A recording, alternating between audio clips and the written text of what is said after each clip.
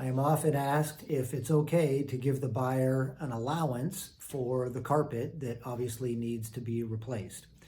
And two answers. One is yes, I'm happy to do that for people that just don't want anything to do with having carpet installed in their house.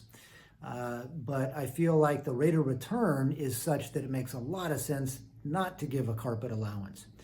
The reason for that is there's just a psychological advantage, a significant psychological advantage, because carpet is everywhere. It's usually relatively easy to install. I hire and pay for somebody to install it. I just get reimbursed at closing. But if it gets done up front, people are walking through the house and everywhere they go, they see this new carpet and they imagine, oh my gosh, this house has been so well maintained. I can't believe it.